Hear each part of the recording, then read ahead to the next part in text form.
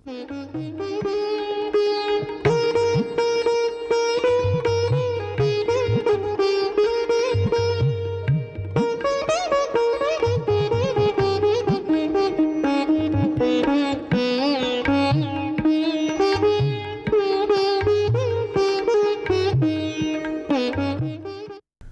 দর্শক, প্রীতি নিন, শুভেচ্ছা নিন। চেনা জানা অনুষ্ঠানে আপনাদের সবাইকে আন্তরিক স্বাগত জানাচ্ছি। আমাদের মুক্তিযুদ্ধের ইতিহাস ছড়িয়ে আছে গোটা বাংলাদেশের নানা প্রান্তরে। এই যে মুক্তিযুদ্ধের আঞ্চলিক ইতিহাস, এগুলোকে যখন আমরা তুলে আনতে পারবো এবং একত্র করতে পারবো, তখনই সামগ্রিকভাবে বাংলাদেশের মুক্তিযুদ্ধের ইতিহাস গড়ে উঠবে। আজকে আমরা জানি যে আস্তে আস্তে আমরা দেখছি দেশের প্রতিটি জায়গায় কোনো না কোনো মুক্তিযুদ্ধের স্মৃতি আছে। কোথাও যুদ্ধ হয়েছে, কোথাও গণহত্যা হয়েছে। এই সবগুলো আমাদেরকে তুলে আনতে হবে। তাহলেই আমরা কেবলমাত্র যে আমাদের ঐতিহ্য নিয়ে গর্ব করতে পারবো, মুক্তিযুদ্ধ নিয়ে গর্ব করতে পারবো। আজকে আমাদের স্টুডিওতে আমন্ত্রণ জানিয়েছি একজন মুক্তিযোদ্ধাকে, যিনি যুদ্ধ পরবর্তী সময়ে লেখক এবং গবেষণার কাজে নিজেকে নিয়োজিত রেখেছেন। আমাদের আজকের অতিথি মোহাম্মদ আবু তাহের মির্জা। তিনি প্রথমে মুক্তিযুদ্ধের আঞ্চলিক ইতিহাস বৃহত্তর নোয়াখালী নিয়ে কাজ করেছেন। আচ্ছা, আপনার কাজে যাবার আগে প্রথমে একটু আপনার নিজের সম্পর্কে জানতে চাই। আপনার জন্ম, বেড়ে ওঠা, কাজের কথা। জন্ম বলতে অজগ্রামে আমার জন্ম। কোথায়? নোয়াখালীতে? নোয়াখালীতে। আচ্ছা। জন্মের সাথে সাথে স্কুলে যখন পড়ছি তখন এই ছাত্র রাজনীতির সাথে জড়িত হয়ে গেছি। আচ্ছা। এমন এক সময় আমি নোয়াখালী শহরে যাইয়া আমি বঙ্গবন্ধুকে দেখতে পেয়েছি। উনি জেল থেকে যখন 69-এ বাইর হয়েছেন তখন নোয়াখালীতে গিয়েছিলেন। এটা আমার সৌভাগ্য বলতে হয়। মানে যখন ওনার শিডিউল আগের মতো এরকম, এখনকার মতো এরকম ছিল না, মোবাইল ছিল না, উনি শিডিউল দিয়েছেন আসবেন। নেতা কর্মীরা তরুণ রেডি করে বসিয়ে আছে, আসছেন না। আমি তখন স্কাউট ট্রেনিং গিয়েছিলাম মানে ইয়েতে, জেলা স্কুলে। তো রাত্রে হাঁটতে যাইয়া দেখি যে মানে তরুণের পাশে আসতেছে 10-12 জন লোক। সেখানে আমি শরীক হইয়া ওনার সাথে হ্যান্ডশিপ করলাম, দেখা করলাম, হাত বুলাইলো।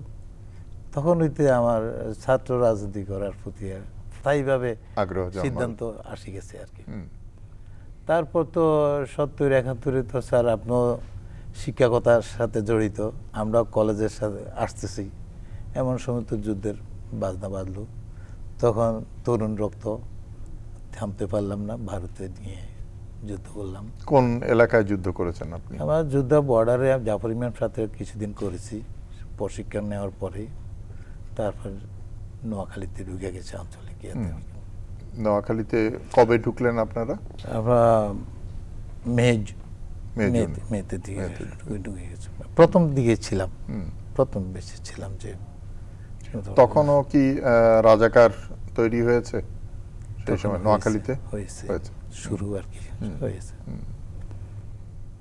তো ওরা তো আমাদেরকে, তাদের সহযোগিতায় এরা আমাদের বাড়ি আগুন দিত, লুটপাট করত। তো আমরা তো মাঝে মাঝে আক্রমণ করতাম, মাঝে মাঝে আবার সয়ে যেতাম।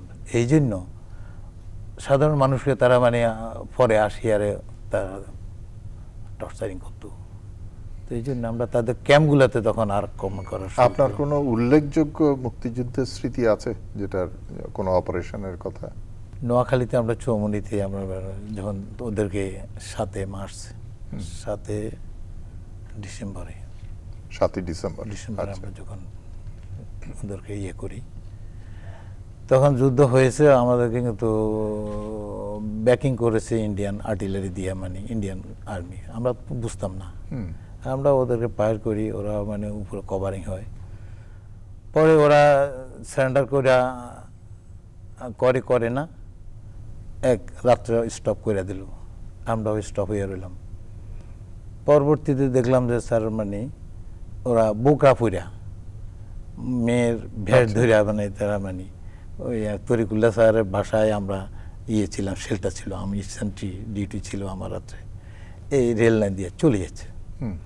এখন কমান্ডারকে বললাম যে মানে এখন কি করব। কমান্ডার তখন আমাকে চার্জ করার অনুমতি দিল না। এই জন্য দিল না যে মানে এখানে মেয়েও থাকতে পারে, পুরুষও থাকতে পারে, দরকার নেই। সে সারেন্ডার করে যখন যাচ্ছে আবার সাথে সাথে অস্ত্র পালিয়ে যাচ্ছে। তা আমরা তো মানে যাওয়ার অনুমতি দিলাম, অস্ত্রগুলা মানে কুড়িয়ে নিলাম। মানে একটা মানে আর যে যুদ্ধ করছি স্যার, সেটা তো মানে কটা মারছি সেটা আমি তো বলতে পারি না। ক্যাম্প আর আক্রমণ করেছি, কটা মেরেছি, কিন্তু আমরা তো প্রস্তুতি ছিল, আমরা তো ফায়ার করেছি।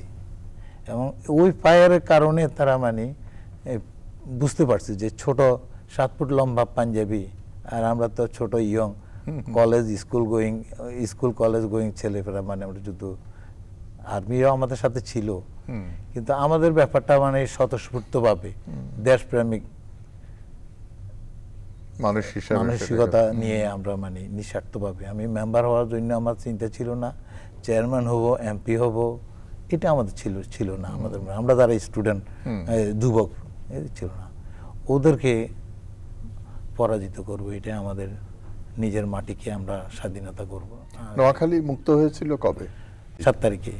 ফেনী 6 তারিখ, ফেনীর পরে নোয়াখালী সার্বিকভাবে আমরা 7 তারিখে ইয়ে করেছি। মানে আমরা চৌমুনি ধরতে পারি 6 তারিখে, তো আমি ওটা আমাদের সারেন্ডার করছে ওরা 7 তারিখে। ওভারঅল আমরা নোয়াখালীকে 7 তারিখে দিয়েছি। এবং এটাতে বিশেষ দেখা যাচ্ছে যে নোয়াখালী 7 তারিখের আগে কোনো ডিস্ট্রিক্ট স্বাধীন হয় নাই, যশোর হয়েছে 21 তারিখে। আমাদের নোয়াখালীর এটা প্রচার কম হচ্ছে, কিন্তু এমনি অফ দ্য রেকর্ড আমরা নোয়াখালী স্বাধীন হয়েছি, এটাকে বলতে পারি আমাদের নোয়াখালী সর্বপ্রথম। তখন তো এরকম যোগাযোগের ব্যবস্থা ভালো ছিল না, সেজন্য খবরাখবর দেওয়া যেত না। এবং আমাদের নোয়াখালীতে বিলুনিয়া বর্ডার সাইডে যথেষ্ট মানে আমাদের সঙ্গী ভাই মারা গেছে, আমাদের সাথে অনেক মারা গেছে, যুদ্ধ করছে, মানে বেশ কয়েকগুলো যে যুদ্ধের অপারেশনগুলা এখনো সেনাবাহিনীতে সেটা হয়, প্রশিক্ষণ হয়, অফিসারদেরকে সেইগুলা প্রশিক্ষণ প্রদান করেন। তো যখন মুক্তিযুদ্ধের পরে, বাংলাদেশ স্বাধীন হবার পরে কি করলেন আপনি? লেখাপড়া শেষ করি, নিজের কর্মক্ষেত্রে চলে গেলাম। চলে যাওয়ার পিছনে দেখলাম যে অস্ত্র তো জমা নিয়ে গেল বঙ্গবন্ধু, তো আর তো কিছু নেই, কলমটা ধরে নিলাম, কলমের অস্ত্র দিয়ে এই দেশের সার্বিক অর্থনৈতিক মুক্তির জন্য, এই দেশের কিভাবে যুদ্ধ হয়েছে, কি কারণে, ইত্যাদি বিষয় নিয়ে এটা বৃহত্তর নোয়াখালীর উপরে বইয়ের নাম কি ছিল? স্বাধীনতা যুদ্ধে বৃহত্তর নোয়াখালী। আচ্ছা, এখন তো আমরা 20 বছর আগের সেটা সবে মাত্র লেখার অঙ্কুর। এখন যেটা আমি সামনে যেটা নিয়ে আজকে 7 বছর আমি মানে গবেষণা করছি, এখানে দুটো বই গবেষণা নির্ভর। যে নেতার নির্দেশে যুবক বয়সে যুদ্ধ করছি, সেই নেতার নামে রাজনৈতিক জীবন, খোকা থেকে বঙ্গবন্ধু, এটা হলো 69 পর্যন্ত, জন্ম থেকে 69 পর্যন্ত ওনার কর্ম রাজনৈতিক জীবন। এটা আমার ডায়েরি হিসেবে দৈনন্দিন যতটুকু চেষ্টা করছি ডায়েরির মতো করে করেছি। শুধু এটাকে একটা লাইন কি বিশ্লেষণ করলে 10টা লাইন হবে, আমি 10টা লাইনে যাইনি। অমুক দিন উনি চট্টগ্রাম থেকে ঢাকায় আসছেন, ঢাকা থেকে অমুক দিন উনি কোর্টে হাজির হওয়ার জন্য সিলেট গেছেন, এবং সেই দিন ওনার জামিন হয়েছেন। এভাবে মানে সেটা আপনি সংগ্রহ করলেন কি করে গবেষণার মাধ্যমে? আমি বঙ্গবন্ধু রিলেটেড এবং জাতীয়তাবাদী আন্দোলনের রিলেটেড যত বই আছে সেখান থেকে আমি প্রায় 400 থেকে 500 বইকে আমি পারচেজ করছি। সেই বই থেকে আমি এই ঘটনা প্রবাহগুলোকে মানে গত 60 বছরে আমি পুঞ্জীভূত করেছি। এবং একটি যে কোনো তারিখের নিশ্চিত করার জন্য একাধিক পত্রিকা আছে এবং বই আছে, বই রেফারেন্স আমি দিয়ে দিচ্ছি। এটা প্রকাশিত হলে কয় পাতার বই হবে মনে হয়? এটা আমি 69 পর্যন্ত একটা খোকা থেকে বঙ্গবন্ধু, এটা 1000 পৃষ্ঠার মতো হবে। 1000 পৃষ্ঠা? 1000 পৃষ্ঠার মতো হবে। বঙ্গবন্ধু থেকে রাষ্ট্রনায়ক আরেকটা পর্ব করবেন 75, সেখানেও 1000 পৃষ্ঠার মতো হবে।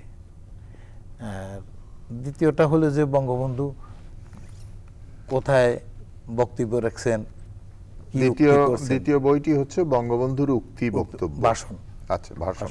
হ্যাঁ, এইটাও প্রায় 500 পৃষ্ঠার মতো হবে। আচ্ছা, এটা কবে থেকে শুরু করেছেন? একসাথে দুইটাই না, আমি বলছি যে এইটার এটা তো ওনার তারিখগুলো পাইছি, মানে আপনার মানে উনি তো 1920 সালে জন্ম।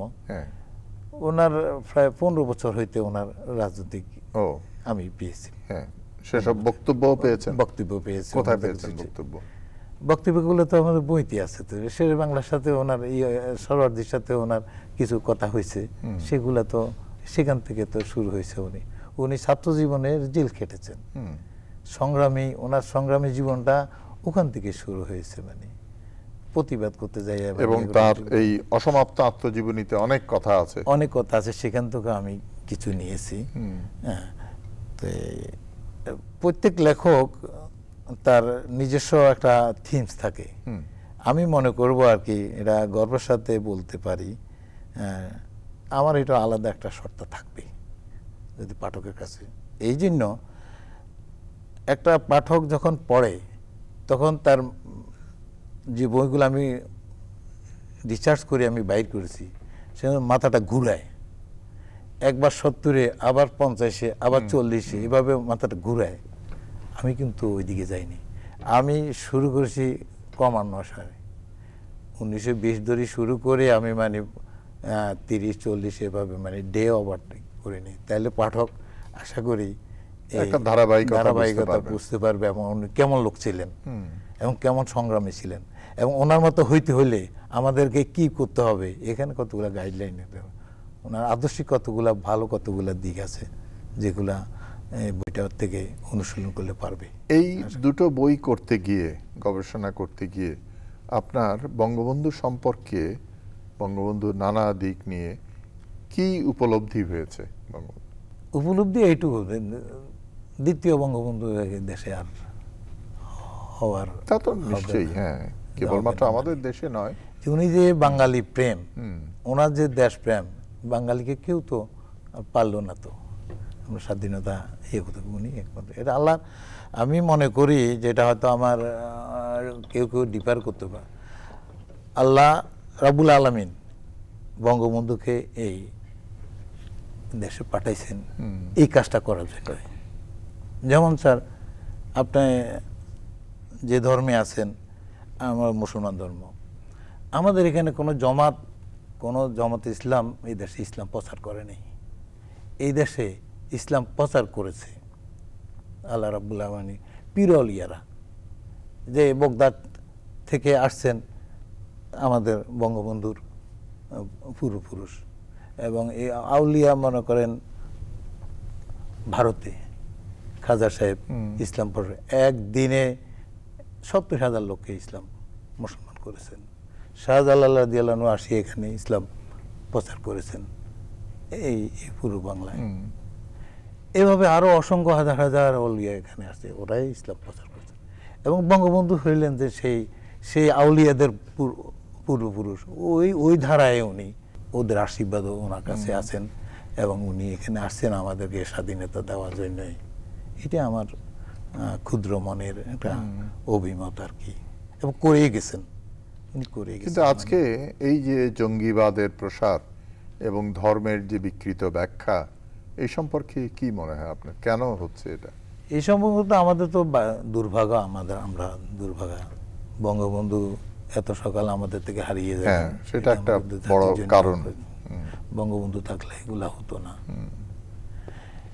আমার স্যার, আমি গত 30 বছর ধরে আমি একটা প্রবন্ধকারও, আমার বিষয়বস্তুর উপর আমার লেখা চলে। আমি বারবার বলছি যে অন্যায়কারী যেই হোক তার বিচার অতি দ্রুত করা হলে, তাইলে দৃষ্টান্তমূলক যদি শাস্তি হয়, তাইলে আর নতুন করে কিছু হবে না। এবং এক পর্যায়ে আমি যে শিশু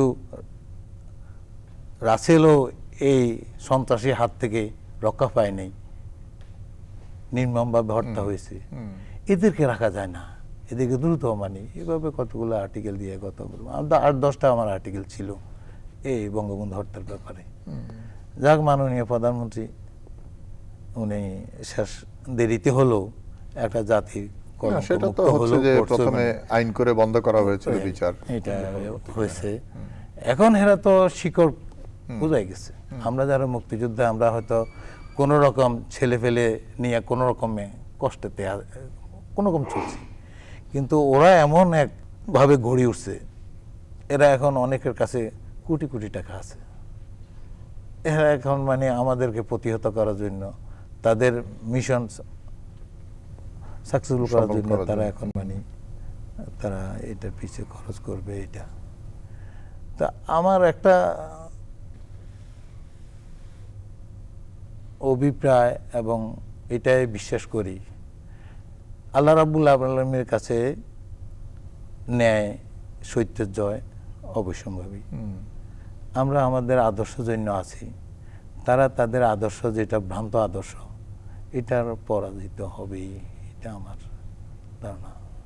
এবং বিশ্বব্যাপী তো এই জঙ্গিবাদ যে মাথা চাড়া দিয়ে উঠেছে, এটা বাংলাদেশেও একটা শিকড় গেড়েছে।